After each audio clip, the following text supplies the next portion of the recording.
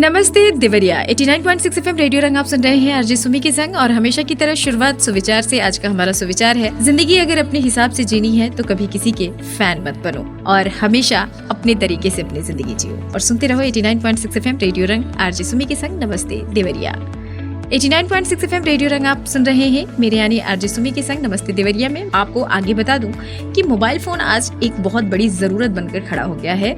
इससे एक पल भी दूर रह पाना लोगों के लिए मुश्किल सा हो गया है। सोने से पहले आखिरी मिनट तक अक्सर लोग रील्स स्क्रॉल करके देखते रहते हैं। यहाँ तक तो फिर भी एक बार के लिए ठीक माना जा सकता है, लेकिन हालात तब बिगड़ जाते हैं जब देखने को मिलता है कि मोबाइल की ये लत इस कदर हावी है कि इसे लेकर लोग वॉशरूम में जाने लगे हैं। अगर आप भी ऐसा करते हैं तो आइए जान लीजिए इसके नुकसान। वॉशरूम यूज करते वक्त साथ में मोबाइल का यूज करना सेहत से एक तरह का खिलवाड़ है। इस जगह कई जर्म्स मौजूद होते हैं। ऐसे में जब आप यहाँ फोन चलाते हैं तो ये आसानी से फोन पर ट्रांसफर होकर आपको बैक्टीरिया की चपेट में ला सकते हैं। चूंकि मोबाइल एक ऐसी चीज है जिसे धोना भी मुमकिन नहीं है। ऐसे में ये जर्म्स आपके शरीर में जाकर तरह तरह की बीमारियों की वजह बन जाते हैं। जब टॉयलेट में मोबाइल फोन लेकर जाते हैं तो अक्सर लोग यहाँ ज्यादा वक्त बिताने लगते हैं, जो कि सही नहीं है। बता दें कि ज्यादा देर बैठे रहने से आपकी मांसपेशियों में अकड़न भी आ सकती है और घुटनों का दर्द भी शुरू हो सकता है। साथ ही आधे या 1 घंटे तक कमोड पर फोन लिए बैठे रहते हैं तो इसकी वजह से आप ठीक तरीके से फ्रेश भी नहीं हो पाते हैं। एक स्टडी बताती है कि टॉयलेट में फोन यूज करने से आपकी मेंटल हेल्थ पर भी बुरा असर पड़ता है। चूंकि यहाँ बैठकर जो समय आप खुद के लिए सोच विचार के रूप में दे सकते थे वो पूरा टाइम फोन में लगे ही बर्बाद हो जाता है। इसलिए इस आदत का असर आपकी मेंटल हेल्थ पर भी पड़ता है। आपकी इस आदत से आप कब्ज के शिकार भी हो सकते हैं। बहुत लंबे समय तक एक ही पोजीशन में बैठे रहने से आपकी बॉडी को इसकी आदत लग सकती है। इसके अलावा यहाँ बहुत ज्यादा टाइम स्पेंड करने से आपके मलाश पर अनावश्यक जोर पड़ता है और ये ही बाद में पाइल्स का कारण भी बन जाती है। तो इस बात को ध्यान में रखें और टॉयलेट जाते समय कभी भी फोन लेकर ना जाएं। और सुनते रहें 89.6 एफएम रेडियो रंग आरजे सुमी के संग। नमस्ते देवरिया 89.6 एफएम रेडियो रंग आप सुन रहे हैं आरजे सुमी के संग। नमस्ते देवरिया में मैं आपको बता दूं कि दिल्ली होमगार्ड भर्ती 2024 का आधिकारिक नोटिफिकेशन 10,285 पदों के लिए जारी कर दिया है। इच्छुक और योग्य अभ्यर्थी ऑफिशियल वेबसाइट पर जाकर आवेदन कर सकते हैं। हालांकि भर्ती के लिए आवेदन 24 जनवरी 2024 से शुरू होंगे, जबकि अभ्यर्थी 13 फरवरी 2024 तक आवेदन कर सकेंगे। अभ्यर्थी दिल्ली होमगार्ड भर्ती 2024 की विस्तृत जानकारी आधिकारिक नोटिफिकेशन से प्राप्त कर सकते हैं।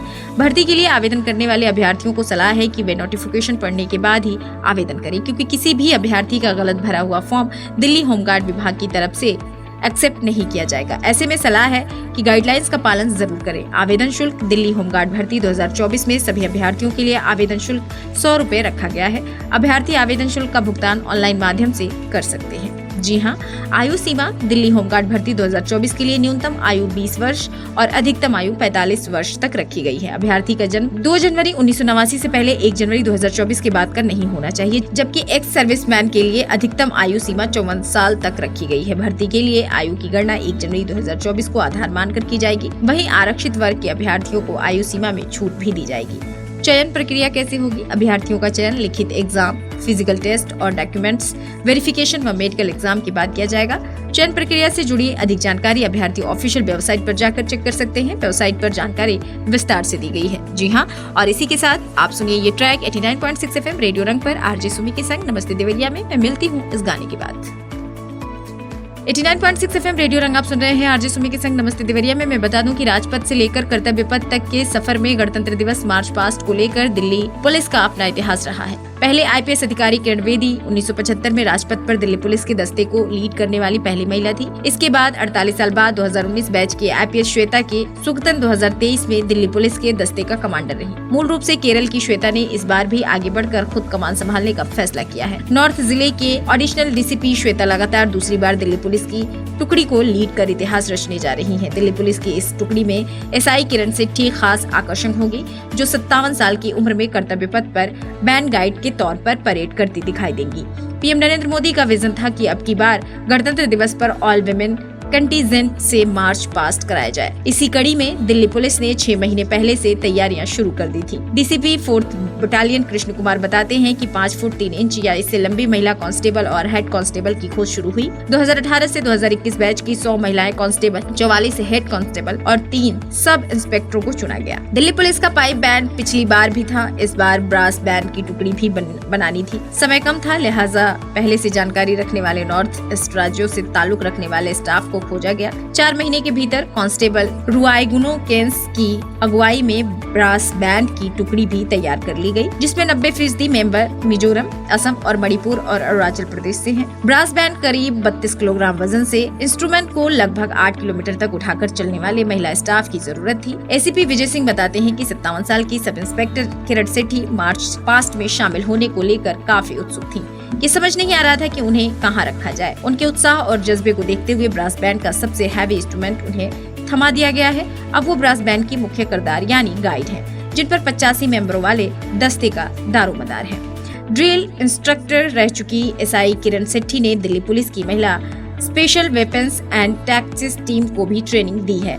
वो कराटे में ब्लैक बेल्ट हैं, जो महिलाओं, लड़कियों और बुजुर्गों समेत अब तक 10,13,781 लोगों को सेल्फ डिफेंस की ट्रेनिंग दे चुकी हैं, जिनका नाम लिम्का बुक ऑफ रिकॉर्ड में है। जेबी रोड में सेक्स वर्करों को नई जिंदगी शुरू कराने और उनके बच्चों को स्कूल भिजवाने समेत कई बेहतरीन काम उनके नाम पर हैं। उन्हें राष्ट्रपति पुलिस पदक मिल चुका है। किरण कहती हैं कि कर्तव्य पथ पर 26 जनवरी की परेड में शामिल होने की उनकी दिली तमन्ना थी, जो पीएम नरेंद्र मोदी के महिला दस्ते से परेड कराने की विजन की वजह से पूरी होने जा रही है। न्यू पुलिस लाइन में 1 नवंबर से ये सभी प्रैक्टिस कर रहे। ठिठुरती ठंड में सुबह 4 बजे उठना होता है। सुबह और शाम को अभ्यास चलता है।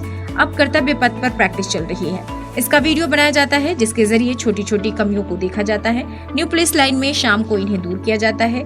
ये काम इंस्पेक्टर बिशन ठाकुर कर रहे हैं, जो 36 साल से दिल्ली पुलिस में ड्रिल इंस्ट्रक्टर हैं, और ये उनकी देखरेख में आखिरी परेड है, क्योंकि इस साल वो रिटायर होने जा रहे हैं। 59 साल के बिशन हिमाचल के चंबा जिले के हैं। बिशन बताते हैं कि उनके कार्यकाल में दिल्ली पुलिस का दस्ता 15 बार अव्वल रहा है। अब की बार भी नवंबर 1 की तैयारी है। 89.6 FM रेडियो रंग आप सुन रहे हैं आरजे सुमी के संग नमस्ते देवरिया में। मैं आपको आगे बता दूं कि गतिहीन जीवन शैली और गलत खान-पान युवाओं में हार्ट अटैक का सबसे बड़ा कारण है। विशेषज्ञों की माने तो बीते 3 सालों में 40% हृदय रोगियों की संख्या बढ़ी है।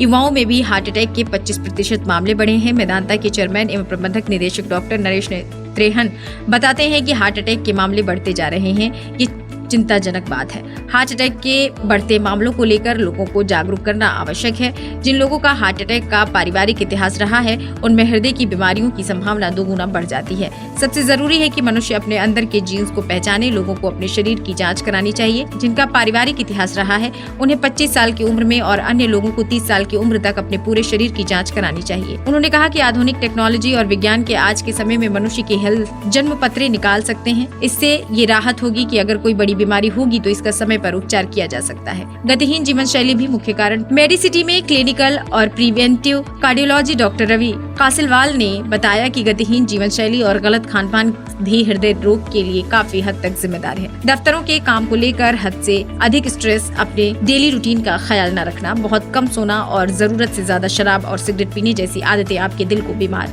बनाती जा रही हैं। एक्सरसाइज की कमी के कारण मांसपेशियों के कम संकुचन से ब्लड सर्कुलेशन भी कम होता जाता है। इससे हृदय वाहिकाओं में रक्त का संचार कम होता है, जो कि हार्ट अटैक का कारण बनता है।